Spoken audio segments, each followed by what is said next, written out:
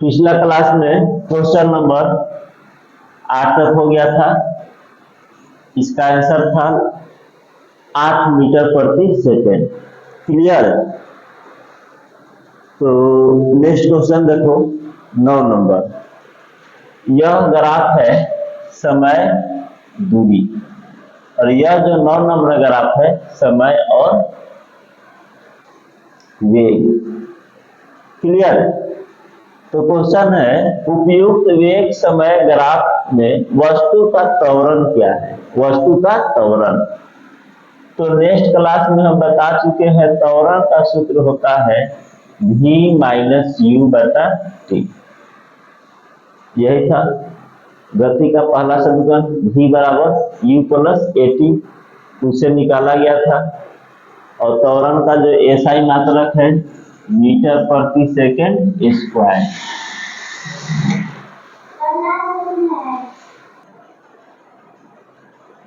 v minus you बटा T. Clear. तो यह देखो जीरो समय में कहां पर था 10 पर। जो समय था जीरो तो कहां था 10 पर। उसका वेग प्रारंभिक वेग क्या था जीरो। तो प्रारंभिक वेग यानी u का मान जीरो। u का मान जीरो। ठीक है। और देखो यहाँ 5 कितना हो गया। यहां से वेग बढ़ा और चल गया 25। तो भी अंतिम वेग 25। और समय यहां से यहाँ कितना लगा इसको जाने में 5 सेकेंड। तो विस्थापन का सूत्र होता है v माइनस यू बटा टी। ठीक है।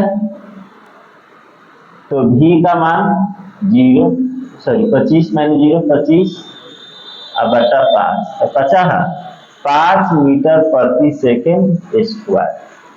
5 मीटर प्रति सेकेंड स्क्वायर विकल्प नंबर क। क्लियर। 5 मीटर प्रति सेकेंड स्क्वायर।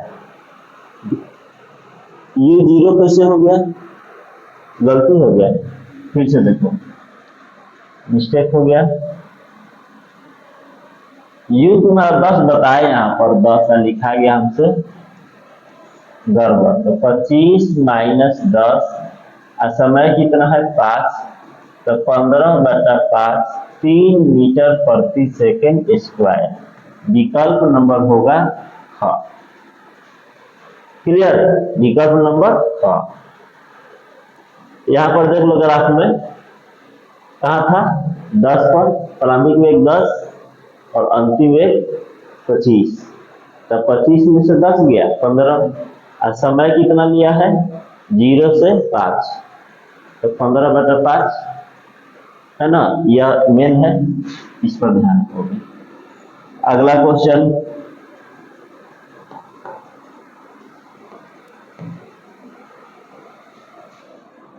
दिए गए वेग समय ग्राफ, वही ग्राफ है। यह समय है, एक्स अक्ष पर समय को दर्शाते हैं और इस पर चाल वेग दूरी इसको दर्शाएंगे। एक्स अक्ष को समय ग्राफ। तो वेग समय ग्राफ के अनुसार वस्तु द्वारा 4 सेकेंड में तय की गई दूरी बताइए। तय की गई दूरी। तो एक चीज याद कर लो, कभी भी अगर वेग समय ग्राफ हो और दूरी निकालना हो तो दूरी होता है इसका क्षेत्रफल। देखो यह 0 से स्टार्ट किया, यहां से ऐसे गया, फिर ऐसे आया। देख रहे हो ना। तो इसी का हम क्या निकाल लेंगे क्षेत्रफल। तो वह दूरी निकल जाएगा। बस कितना कह रहा है 4 सेकेंड में तय की गई दूरी। पूरा दूरी नहीं निकालना है 4 सेकेंड में, यानी 0 से शुरू किया और कहां तक 4 तक आना है। इतना समय में वो कितना दूरी तय किया है। तो क्षेत्रफल निकाल लेंगे। तो क्षेत्रफल निकालोगे तो जरा ध्यान से इसको देखो और बड़ा कर देते हैं। इस पर फोकस करोगे, इसको यहां से यहां चलो और यह, तो यह क्या है एक त्रिभुज है।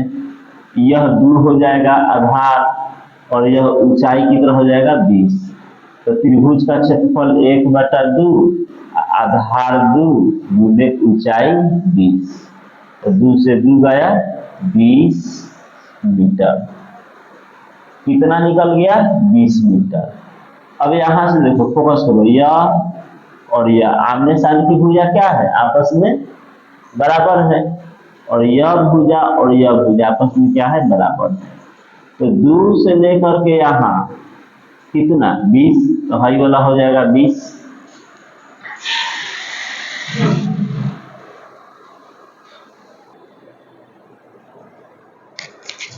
तो यह एक क्या है? आयत। तो आयत का क्षेत्रफल होता है L गुने B, लंबाई गुने चौड़ाई। ठीक है, तो यह हो गया लंबाई 20, देखो यहाँ से यहाँ 20 है ना, तो 20 गुने यह कितना है? 2, 4 से 2 गया 2, यह 2 है ना, यहाँ से यहाँ 2 है, देखो 0 से 2 और 2 से 4, तो 20 गुना 40। तो इसका क्षेत्रफल आया 20, इसका क्षेत्रफल आया 40, दोनों को जोड़ देंगे तो 40 और 20 60 मीटर। तो 4 सेकंड में कितना दूरी तय किया? 60 मीटर। तो विकल्प नंबर 4। हाँ, कोई दिक्कत? तो इसमें क्या याद रखोगे तुम लोग कि कभी भी अगर समय वेग ग्राफ दिया हो और दूरी पूछ दे तो क्या निकालना है? क्षेत्रफल निकाल लोगे। जितना समय से पूछा है उतना का क्षेत्रफल निकाल लोगे, और टोटल पूछा 0 से 10 तक, तो निकाल लेते। सबसे पहले यहाँ से यह त्रिभुज का निकालेंगे, फिर यह आयत का निकालेंगे, इस आयत का निकालेंगे, फिर इस त्रिभुज का निकालेंगे, और सबको क्या करेंगे? जोड़ देंगे, तो उतना दूरी तय करेगा। तो मेरा यहाँ से क्वेश्चन बनता है, पूछेंगे कि बताओ समय वेग ग्राफ से दूरी कैसे निकालते हैं? तो तुम्हारा जवाब होगा क्षेत्रफल के द्वारा। समय वेग ग्राफ के द्वारा हम दूरी कैसे ज्ञात करते हैं? तो तुम्हारा जवाब होगा क्षेत्रफल के द्वारा। याद रखोगे। गति का पहला समीकरण पूछेंगे तो बोलोगे v बराबर u plus at। v अंतिवेग, u प्रारंभिक वेग, a त्वरण, t समय। वेग का ऐसा ही मात्रक मीटर प्रति सेकेंड, समय का ऐसा ही मात्रक सेकेंड, त्वरण का ऐसा ही मात्रक मीटर प्रति सेकेंड स्क्वायर। देखो यहाँ लिखे हैं ना मीटर प्रति सेकेंड स्क्वायर, इसको हम लोग लिख सकते हैं इस तरह से माइनस में, ये बटा है तो नीचे आ जाएगा। समझ रहे हो ना? तो 10 नंबर का समाप्त हो गया।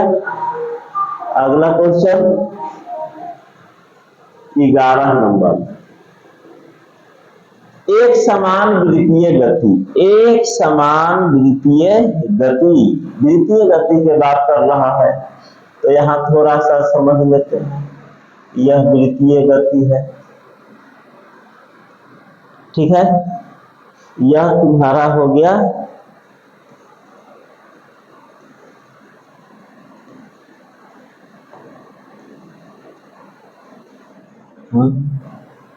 चलो कोई बात नहीं।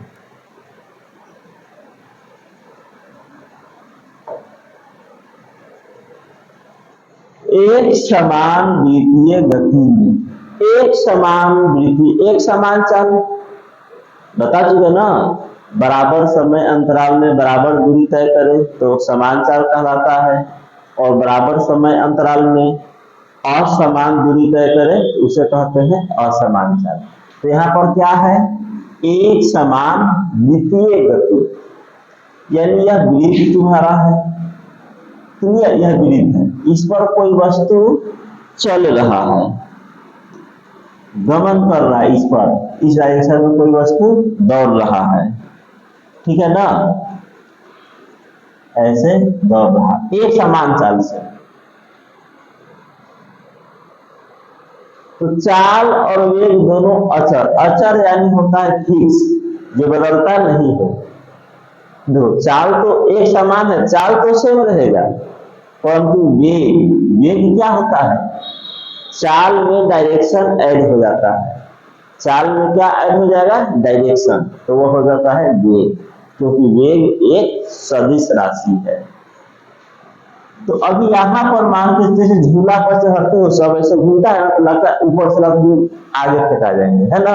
तो डायरेक्शन झूला पर झूलोगे तो उसका बार बार डायरेक्शन चेंज होगा। देखो अभी यहाँ पर है तो लग रहा है कि यह इधर जा रहा है, फिर ऐसा होगा तो नीचे आओगे, फिर ऊपर जाओगे।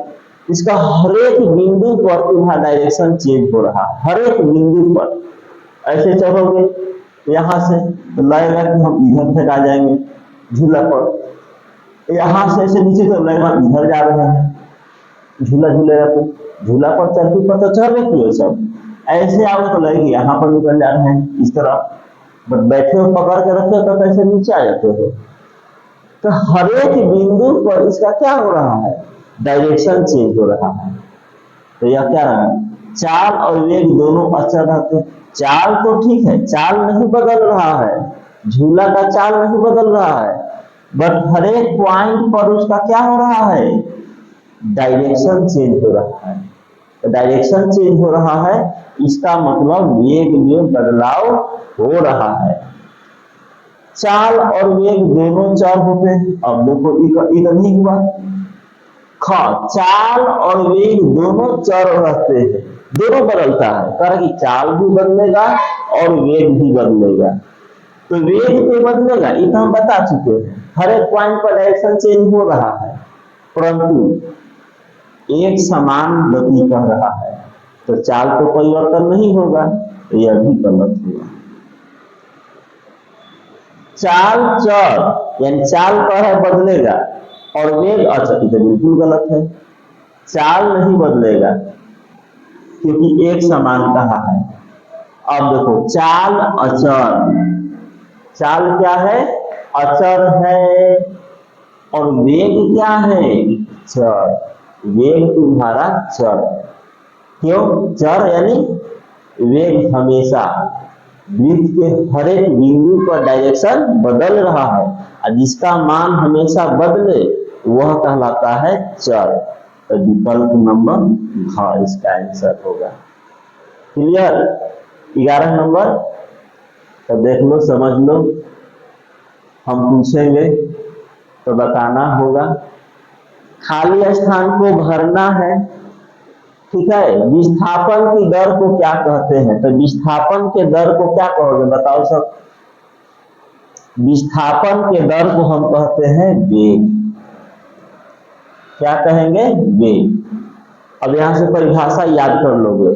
अगर हम पूछेंगे कि बताओ विस्थापन के दर को क्या कहते हैं, वेग, क्वेश्चन वेग किसे कहते हैं, विस्थापन के दर को वेग कहते हैं। नेक्स्ट दूसरा क्वेश्चन, त्वरण का एसआई मात्रक क्या होता है, त्वरण यानी ए।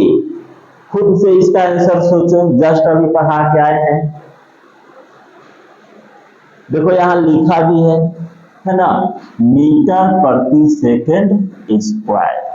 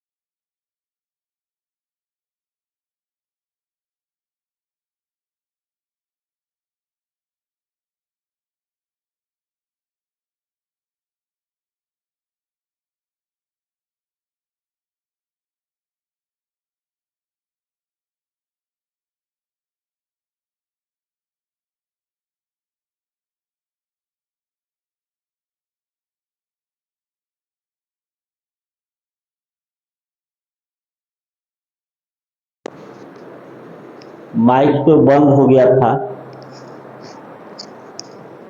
अब कब बंद हुआ पता नहीं चला, गड़बड़ हो गया काम।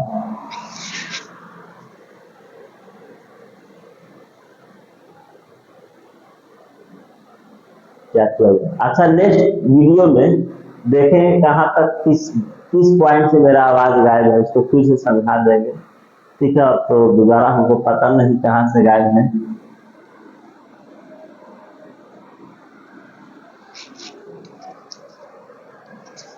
इसको चार्जिंग लगा, धोखा दे दिया।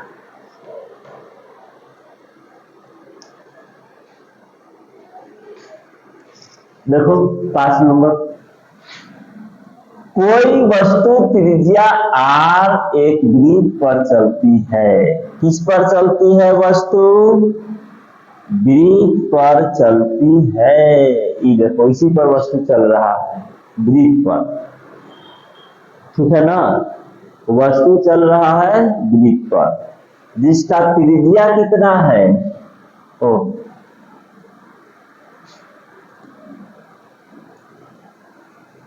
फिर से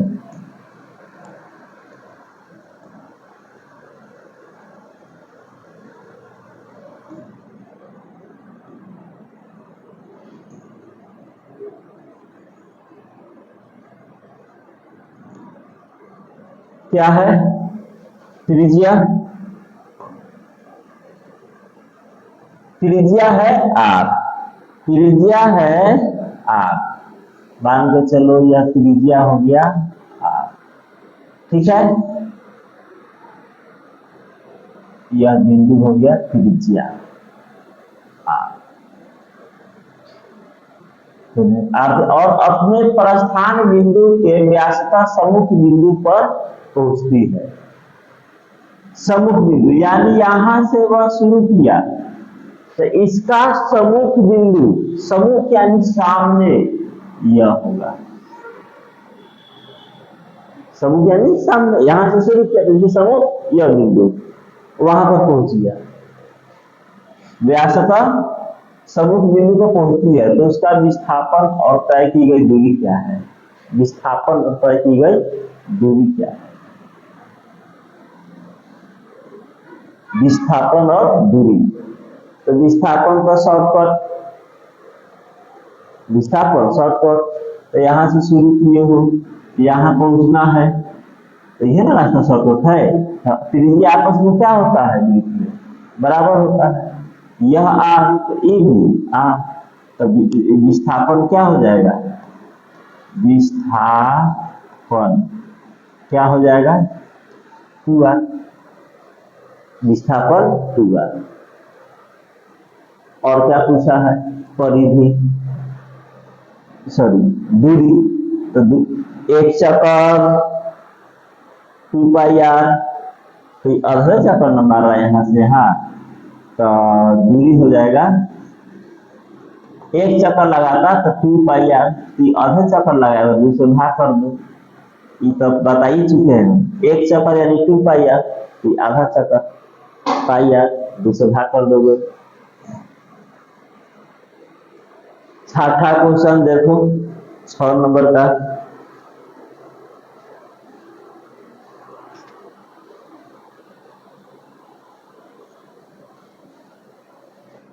छठा क्वेश्चन है, क्या ऐसी गति हो सकती है जिसमें औसत वेग शून्य? औसत वेग क्या है? शून्य है। तो हो सकता है औसत वेग शून्य। वेग का सूत्र विस्थापन बटा समय, औसत वेग का सूत्र होता है विस्थापन बटा समय। तो जब विस्थापन 0 हो जाएगा तो वेग भी 0 होगा। तो यह कब होगा? जब कोई वस्तु जहां से शुरू किया है पुनः उसी बिंदु पर आ जाएगा तो विस्थापन हो जाएगा 0, और विस्थापन हो गया 0 तो औसत वेग भी क्या हो जाएगा? 0। औसत वेग भी इसका हो जाएगा 0। तो आज के लिए इतना ही रहने दिया जा रहा है।